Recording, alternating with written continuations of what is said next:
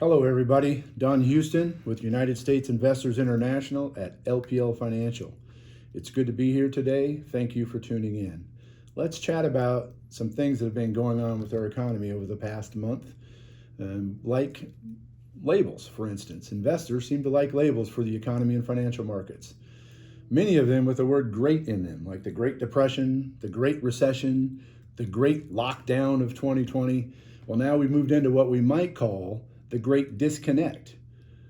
What does Wall Street see that Main Street doesn't? So there's a few things there that I'd like to go over. For one, in the United States, more than 20 states have already began reopening their economies, and many more are set up to follow. In Europe, they've already started easing some of their lockdowns, following Asia's lead. As lockdown restrictions are lifted, indicators like vehicle traffic, electricity consumption, public transportation use, and consumer confidence, with a wide variety of weekly economic indicators, point to low marks in our economy and our economic activity here in the United States. The Great Lockdown Recession of 2020 may already be over, although it may not be officially declared a recession for many months to come. Nowhere to go but up isn't usually a very reassuring term when you're talking about stocks. Historically, though, when things seem to be at their worst in the stock market, most opportunity in stocks have tended to be in place. The S&P 500 index usually hits the bottom and starts to climb back out about 5 months before a recession recovers. Other factors have helped to boost investor confidence. Market participants have gained confidence from the bold stimulus packages out of Washington, D.C. and the Federal Reserve. The total amount of the stimulus this year is about 22% of the gross domestic product. During the Great Recession of 2008, it was only 16.6% for both years, 2008, 2009. So just over this past first quarter of economic activity in the United States, we've already put more than 22% of our GDP into stimulus. And we just saw this morning that the House of Representatives passed another act to try to get another $3 trillion out into stimulus.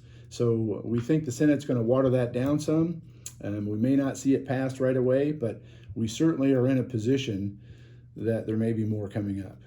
Surging unemployment and weakening finances at the state and municipal levels may actually be catalysts for more action. Though millions of jobs have been lost to this crisis, certainly millions more have been saved. So that's some good news. The medical community has provided reasons for optimism. No one knows for sure when a COVID-19 vaccine will be ready, but rapid progress is being made. Several promising candidates are now in human trials. Testing capacity is also ramped up. While some of the best capitalized and most innovative companies in the world are developing contact tracing tools to help facilitate safe reopenings of our economies and making things easier for us to maneuver through our different lifestyles all around the country and around the world. While stocks may have come a bit too far too fast in the short term, markets are clearly responding to these positive developments. Reopening the U.S. economy will be a gradual process, and temporary setbacks are certainly possible. Some of the lost jobs may not return. The possibility of disappointment as the great reopen unfolds is real. We are facing a tremendous challenge, there's no doubt about that, but it's being met with incredible resilience, resourcefulness, and innovation. Together, we will get through this crisis. Take care, stay safe. Call me with any questions. Again, thanks for tuning in. Until next time.